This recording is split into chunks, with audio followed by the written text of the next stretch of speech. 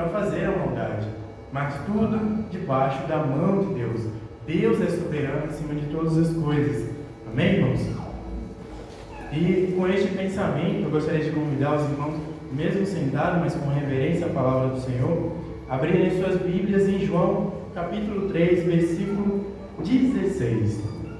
Eu quero falar de um texto, um versículo que muitos já conhecem, muitos já ouviram na escola bíblica dominical. No meu tempo era muito ensinado.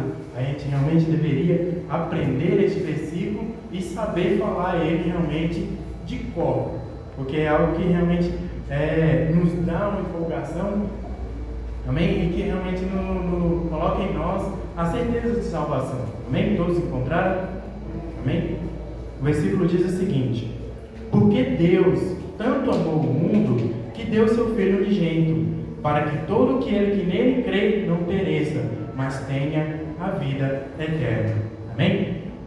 Irmãos, esse versículo ele está inserido em um contexto, em um momento onde Jesus Cristo estava conversando com um fariseu, Nicodemos, uma pessoa que realmente conhecia das leis, era uma pessoa instruída, porque para ser um fariseu ele precisava conhecer muito bem a lei. Ele realmente era um homem estudado, um homem que estudava, que buscava conhecimento.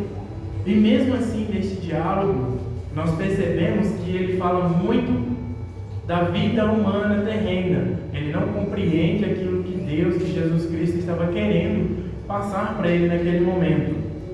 E mais à frente, nos outros versículos, Jesus Cristo fala para ele que o homem precisa nascer de novo, o homem precisa compreender o que é um novo nascimento, o homem realmente precisa entender as coisas celestiais, que nós muitas vezes falamos somente daquilo que conhecemos e testemunhamos o que conhecemos. E como falaremos de Deus se nós não o conhecemos? Então realmente precisamos buscar conhecer a Deus, conhecer a sua palavra, e aí nós falaremos muito mais de Deus, falaremos de Deus com muito mais poder e autoridade. Amém?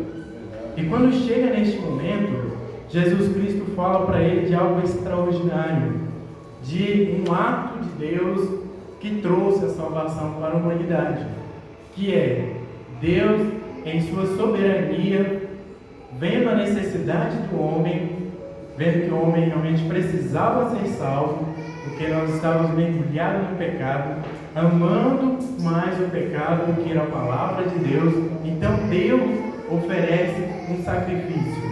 Deus oferece o seu Filho como sacrifício, como um cordeiro puro, para realmente remissão dos nossos pecados e para que nós pudéssemos ter a oportunidade de receber a salvação, de receber, para mim, é o bem mais precioso que nós temos, que é a salvação, é a certeza de salvação. Porém, não devemos, em nossa ignorância ou arrogância, falarmos que eu estou salvo, eu posso fazer qualquer coisa. Não, precisamos zelar e sempre buscar realmente nos manter de acordo com aquilo que Deus deseja. Amém? E para dar início à mensagem, eu gostaria de perguntar aos irmãos, fazer uma pergunta, e os irmãos não precisam responder, mas pensem realmente nela, e depois os irmãos podem estar compartilhando nos outros cultos também. O que é capaz de salvar o homem de si mesmo? Porque muitas vezes nós sempre vamos buscar muitas coisas.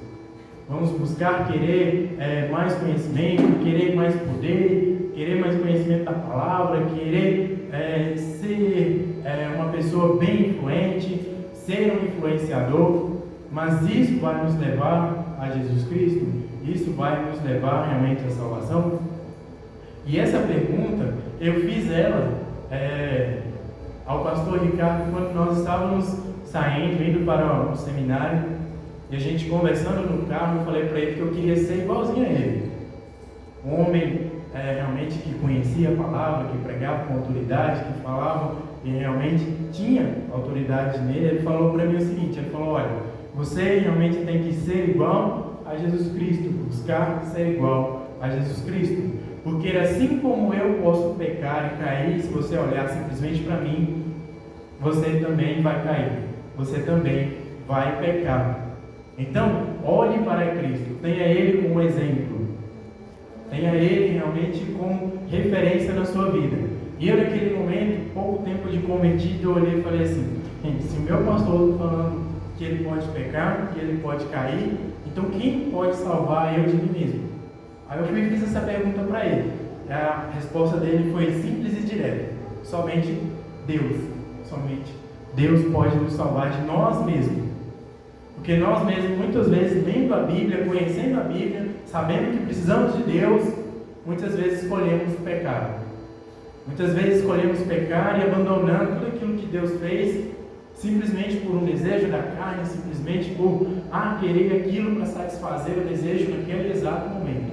E abrimos mão da eternidade. Então realmente precisamos sempre nos atentar àquilo que Deus deseja para nós. Amém? E aqui neste texto eu quero falar para os irmãos da morte do filho obediente. Que Jesus Cristo, no momento em que ele estava no céu, era o melhor lugar onde ele poderia estar. Era do lado do seu Pai, onde Deus criou todas as coisas através do poder da sua voz. Deus simplesmente falou: haja luz, e houve luz. Que haja separação entre os firmamentos, e houve separação. Para mim isso é extraordinário. Um ser tão poderoso, simplesmente com o poder da sua voz, criar tudo que nós conhecemos e que existe hoje e que pode existir futuramente. Então isso é extraordinário, olhar para Deus e reconhecer Deus tão poderoso, mas tão poderoso, porém Ele habita dentro de nós. Ele está sempre dentro de nós e ao nosso lado, através do seu Filho e através do Espírito Santo. Amém? Eu quero ler uma frase para os irmãos. Infelizmente eu não encontrei o autor dela, mas eu achei ela bem impactante, que diz o seguinte: o ministério de Jesus Cristo, com a sua vida e morte, foi marcado por problemas e aflições. Podemos muito bem afirmar que ele nasceu e foi criado à sombra da cruz. Ele andou à sombra da cruz e finalmente morreu na cruz. Algumas pessoas afirmam que a sua vida foi lamentável, porque neste dia, fatidicamente, todas as fontes do grande abismo romperam-se, e levando consigo os dilúvios de todos os pecados, derramaram-se sobre ele, o tragando. Então todo o nosso pecado, toda a nossa culpa, realmente, naquele momento, caiu sobre Jesus Cristo. E ele, como a única pessoa, suportou e morreu por nós.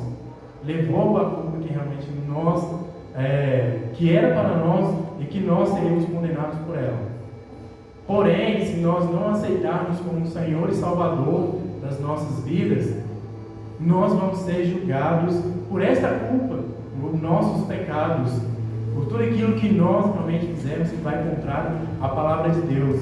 Mesmo nós estando dentro da casa de Deus, nós realmente precisamos ter o entendimento que todo dia nós precisamos de Deus. Assim como o pastor Regis falou, nós toda manhã devemos realmente levantar, orar e agradecer a Deus pelo presente que Ele nos dá, que é mais um dia.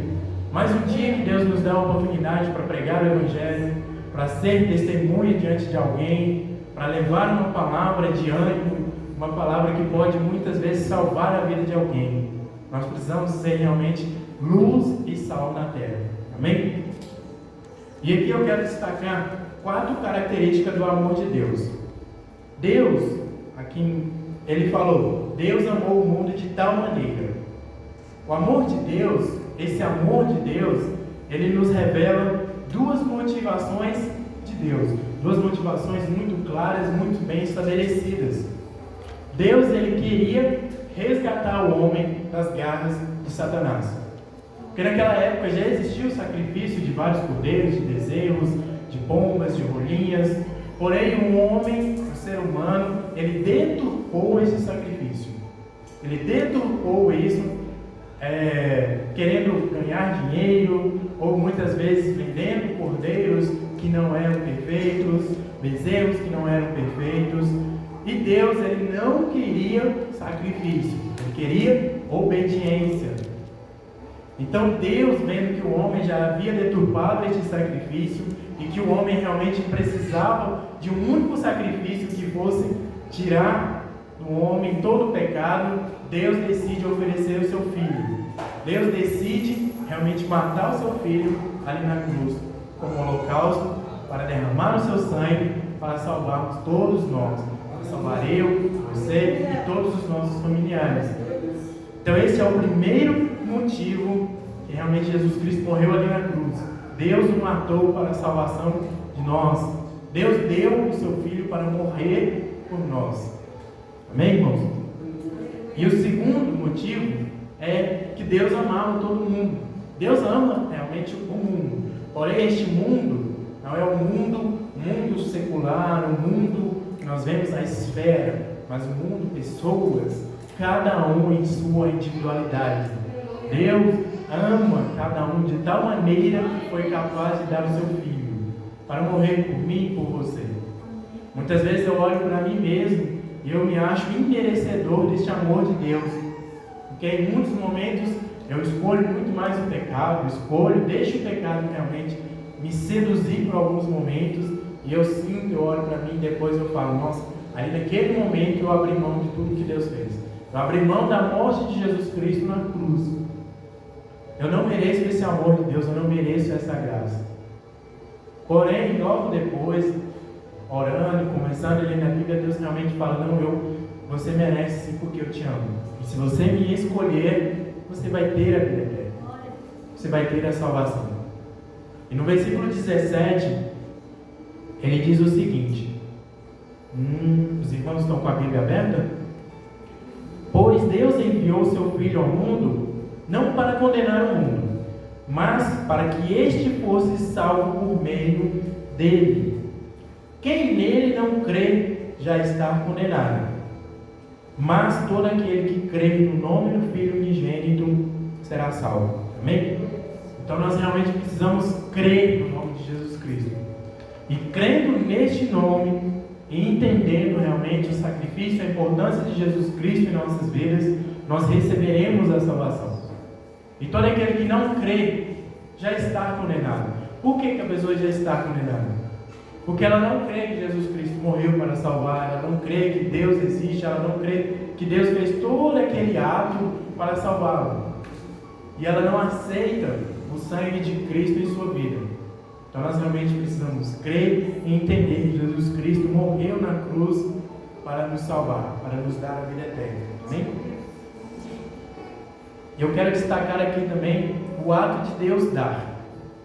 Muitas vezes as pessoas falam assim, eu sou boa porque eu dou alguma coisa a alguém, eu dou alguma coisa, quando o mendigo me pede alguma coisa, eu dou.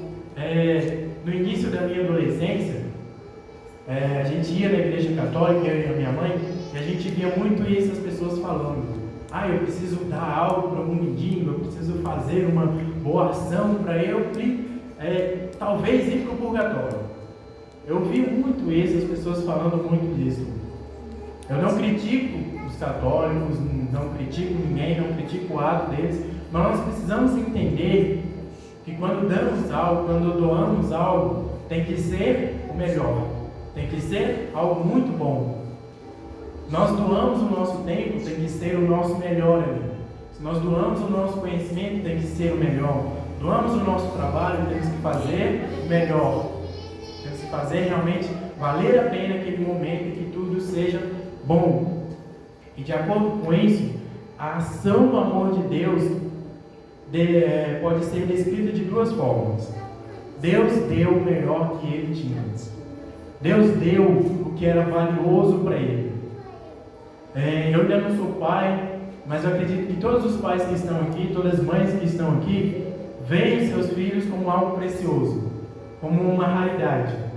Às vezes eu ouço a Rosana falando que ela fala muito para os filhos dela que é o bem que ela tem, que ela cuida, que ela protege. E realmente foi pensando nisso que Deus realmente nos deu o seu Filho. Deus nos deu o seu melhor para nos proteger, para nos acolher e para que nós pudéssemos estar mais perto dele. Que nós pudéssemos realmente nos aproximar do Senhor Jesus Cristo sem dificuldade. Algumas vezes eu ouvi algumas pessoas falando assim, o Evangelho é muito difícil. Eu não tenho diversão, eu não tenho momentos para sorrir. mas eu vejo de uma forma bem diferente. O Evangelho nos traz uma alegria muito grande, uma alegria, uma satisfação de que nós temos a certeza de que nós podemos ser salvos e não vamos morrer em vão. Assim como o irmão Paulo falou da morte dos discípulos, os mártires da história da igreja, nós também temos a mesma oportunidade que os primeiros discípulos, as primeiras pessoas tiveram. Eles foram mortos, eles foram perseguidos, e eles morreram porque eles acreditavam e amavam a verdade que Jesus Cristo trouxe para eles. Eles doaram a sua vida, eles doaram aquilo que melhor que eles tinham, foi algo que Deus deu a eles, mas mesmo assim eles não ofertaram a Deus, fazendo o seu melhor para a pregação do Evangelho, que é o que nós temos hoje. Graças a essas pessoas que morreram, nós conhecemos o Evangelho, nós temos o Evangelho em nossas mãos e também podemos ser salvos assim como eles foram. Mas nós não devemos abrir mão da nossa salvação. Amém? Amém, irmãos? Amém. E o ato de Deus matar o seu filho, Deus ofereceu o seu filho ali na cruz, naquela morte que realmente foi uma morte vergonhosa para Jesus Cristo. Foi uma morte que muitas pessoas falaram: ele não tem capacidade, ele não tem poder. Se você tem poder dessa daí, ele foi crucificado em meio de 2 ladrões. Então foi uma morte vergonhosa, foi uma morte agoniante, foi uma morte que realmente Jesus Cristo sofreu até o último momento em que ele entregou o Espírito dele nas mãos de Deus. E nós, se Deus não tivesse feito aquilo, se Deus não tivesse sacrificado o seu filho, aquela era a morte que nós merecíamos. Aquela era a morte que nós merecemos pelos nossos atos, por tudo aquilo que nós carregamos de pecado. Muitas vezes as pessoas olham e falam assim: eu não tenho pecado. O homem, por abrir a boca e falar que não tem pecado, já está mentindo. Porque nós somos criaturas que realmente desejam o pecado. Olhamos para a Bíblia e muitas vezes achamos que é difícil amar a Deus acima de todas as coisas. Achamos complicado amar o irmão, achamos complicado amar as pessoas que estão ao nosso lado. Eu digo isso porque eu achava complicado. No início da minha conversão, mais ou menos um ano e meio, eu achava complicado amar as pessoas. Eu achava complicado amar o próximo, amar aquelas outras pessoas que estavam ao meu redor. Muitas vezes eu conversava com um pastor e eu falava para ele assim: como é que eu vou amar alguém que é mentiroso, alguém que só quer fazer o mal? Como é que eu vou amar alguém que não respeita a palavra do Senhor? Como é que eu vou amar alguém que não respeita o seu próprio casamento? E ele falava para mim: não, você realmente precisa amar essas pessoas como Deus também te ama. Porque você hoje pode conhecer a palavra, mas amanhã você pode estar pecando. Amanhã você também pode cair no mesmo pecado que você está condenando. Então nós devemos ter cuidado, devemos realmente olhar para as pessoas com o olhar de Cristo, com o olhar que realmente Cristo tem. Eu admiro a forma com que a Raquel, às vezes, ela olha e vê Deus de várias formas. Ela olha, vê vários tons de verdes, vários tons de azul. Ela já chegou a ouvir até o barulho das nuvens, algo extraordinário. Eu ainda não ouvi, mas eu acho que deve ser muito bonito. E eu tenho uma forma diferente de olhar e ver Deus. Eu gosto de olhar e observar as pessoas. E olhando para as pessoas, eu vejo assim, falando, como Deus é extraordinário e Deus também é diferente. Porque se Ele criou o homem à sua imagem e semelhança, olha quantas imagens e quantas semelhanças há de Deus aqui dentro da igreja. Quantas diferenças. E mesmo assim Ele ainda é o único Deus dentro de cada um de nós, e é o único Deus aqui, soberano. E mesmo assim também as pessoas que estão lá fora, que não conhecem o Evangelho, elas também carregam a semelhança do Senhor Jesus Cristo. Mesmo que elas ainda não aceitem, não conheceram, não ouviram a palavra, mas elas têm a semelhança de Jesus Cristo cravada nelas. Elas também carregam. Então, olhando e pensando nisso, eu olho hoje e falo assim: não, eu realmente preciso amar cada um, independentemente do que ele faça, do que ele é, do que ele anda praticando. Uma vez conversando com um rapaz que é homossexual, ele falou para mim que ele era cristão até os seus 16 anos, mais ou menos, e por muitas doutrinas, por muitas imposição de lideranças, ele se desistiu, ele resolveu sair da igreja, porque ele falava que as pessoas não compreendiam, não amavam, não aceitavam ele. Então ele resolveu sair daquele local onde ninguém o aceitava e foi para um lugar onde as pessoas olhou para ele e falou assim: não, você pode ser assim. Se você for assim, você vai ser feliz.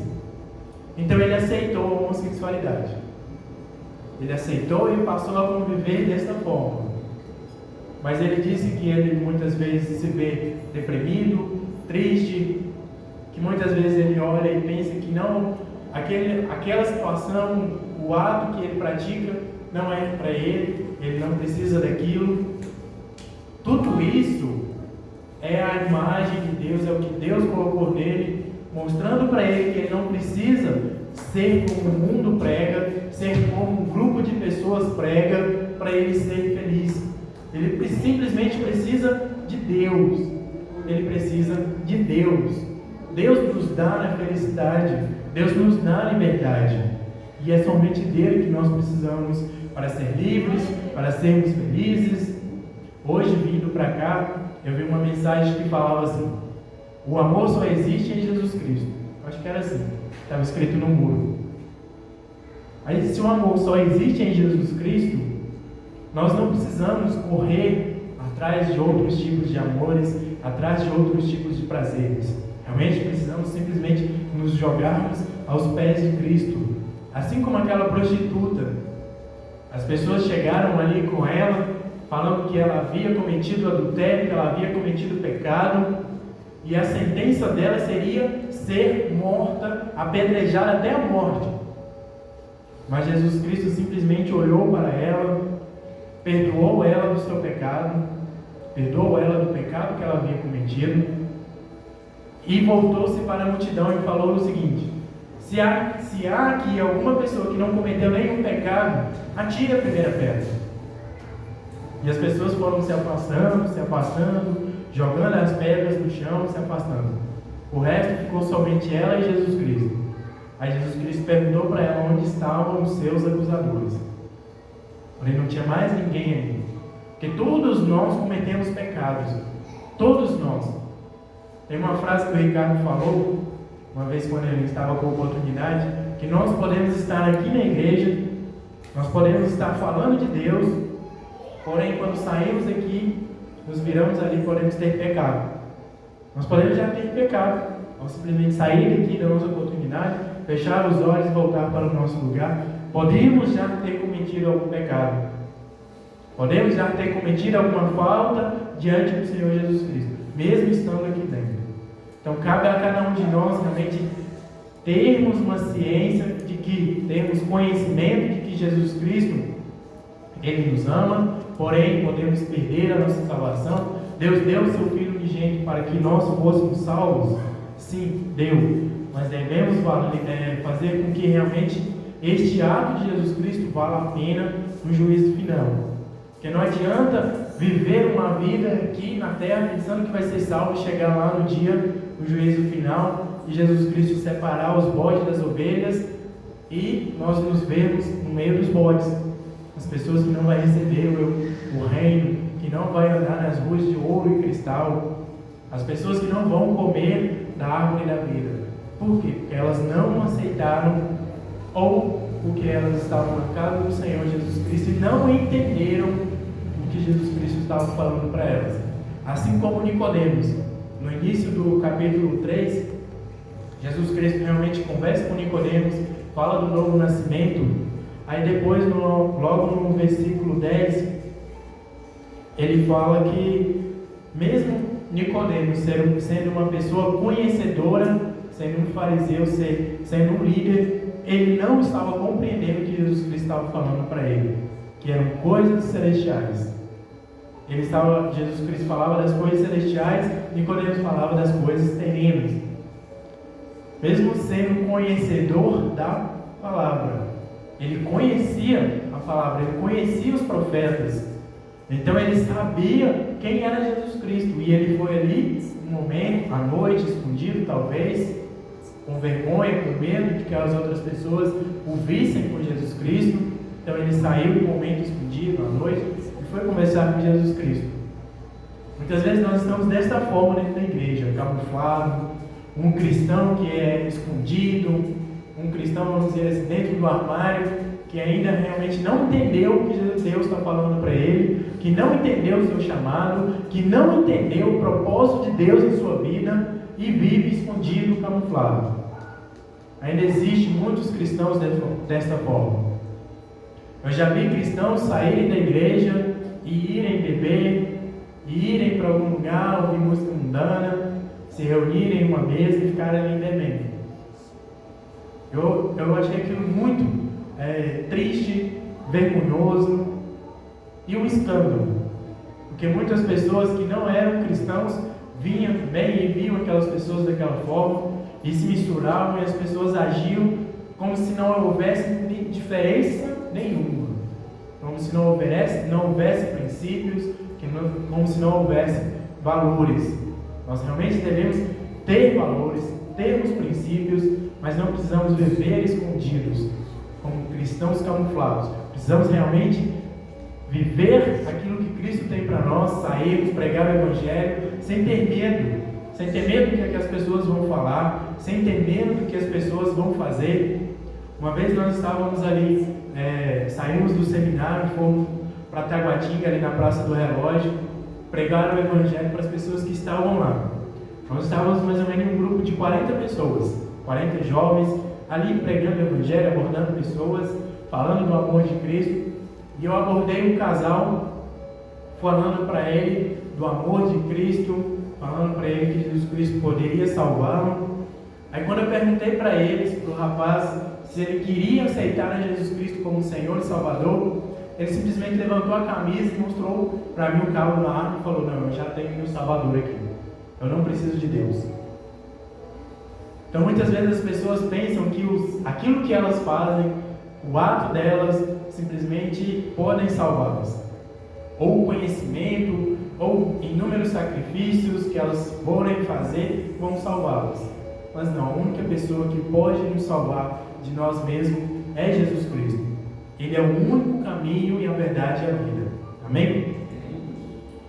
E Deus, Ele deu o seu Filho unigênito, Ele deu aquilo que era único, o único capaz de realmente nos resgatar do mar de pecado, onde nós estávamos vivendo. Eu falo nós, porque nós também fazemos parte da geração dos filhos de Adão, se nós aceitamos o Senhor Jesus Cristo como Senhor e Salvador. Os fariseus, uma vez questionando Jesus Cristo, falando que eles eram filhos de Abraão, Jesus Cristo falou que até as pedras poderiam clamar e dizer que eram filhos de Abraão. Por quê? Porque elas não tinham o entendimento ainda do que Jesus Cristo estava dizendo. Eles ainda não tinham aceitado aquilo que Deus havia trago para eles. E foi por meio dessas pessoas que Jesus Cristo morreu.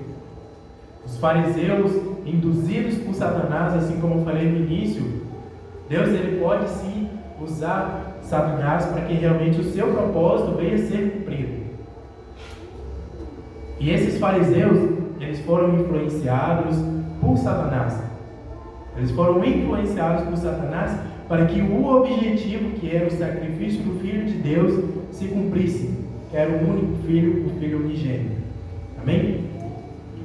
E há 3 aspectos distintos do sacrifício do Filho de Deus. Eu quero primeiramente falar da angústia no Getsemane.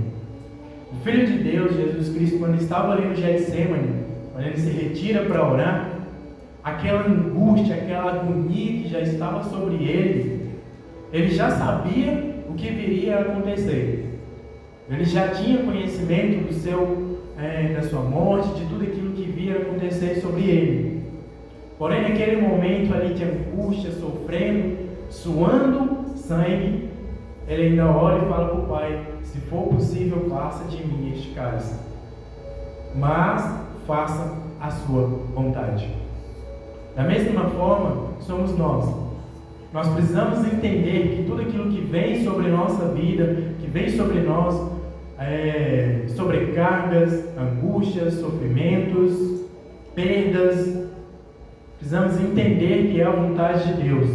Podemos até pedir para que passe de nós, mas nós devemos pedir que Deus realmente faça a vontade dele, que a vontade de Deus sempre prevaleça em nossas vidas, que Deus realmente sempre venha prevalecer. Eu quero contar só um breve testemunho. Eu já falei para os irmãos do meu irmão, e quando a gente conversava muito, a gente geralmente falava de que Jesus Cristo era o nosso único bem maior. Nós não deveríamos abrir mão dele. Nós poderíamos perder a salvação por nós mesmos. E quando ele faleceu, eu não entendia o que Deus estava fazendo. Eu não entendia o propósito, o objetivo de Deus. E eu falava com o pastor que estava lá, o pastor Ricardo, eu falava para ele assim: pastor, vamos orar, que eu tenho certeza que Deus vai ressuscitá-lo. Vamos orar, vamos juntar todo mundo aqui, e nós vamos orar e Deus vai ressuscitá-lo. Aí o pastor falava: não é assim. Se Deus realmente quiser, Ele pode ressuscitar. Mas por que você quer que Ele ressuscite? Aí eu falei para o pastor que Deus tinha matado o meu irmão. Eu falei que Deus tinha tirado a vida dele. Porque na noite passada nós conversamos, nós oramos, e nós tínhamos projetos de alcançar jovens. Nós tínhamos o projeto de alcançar jovens lá na Lagoa, e ele estava muito empolgado com isso. E depois disso, vendo a morte dele, eu falei assim: Deus, como o Senhor nos deu um projeto para salvar jovens, hoje o Senhor leva o meu irmão. Eu culpei Deus, eu chorei, eu gritei, eu esbravejei com Deus, falando que Ele era culpado pela morte do meu irmão. Porém, logo depois, as minhas irmãs, depois que eu fui lá na casa da minha mãe, as minhas irmãs falando que algumas amigas, alguns amigos do meu irmão voltaram a frequentar a igreja. Alguns foram para a igreja batista, onde ele estava, onde ele havia se reconciliado com o Senhor. As minhas irmãs, depois disso, elas passaram a olhar para Jesus de uma forma diferente. Elas passaram a olhar para Cristo como realmente a única pessoa que pode salvar. Elas passaram a olhar para Cristo como seu único Salvador. As minhas irmãs mudaram a sua mentalidade, a sua forma de agir. As minhas irmãs amadureceram extraordinariamente depois da morte do meu irmão. A minha mãe também, ela mudou. Ela sofre até hoje, mas ela mudou um pouquinho. A gente conversando, ela falou o seguinte: ela falou que foi Deus, foi a vontade de Deus, foi Deus que permitiu que o meu irmão pudesse ter morrido, porque como ele havia se reconciliado, ele poderia desviar e nunca mais voltar. Então Deus agiu com providência. Deus agiu com providência. E nós passamos a olhar para a nossa família de uma forma diferente, que nós realmente podemos fazer a diferença na vida dos nossos familiares. Na vida dos nossos familiares. Depois disso, quando eu voltei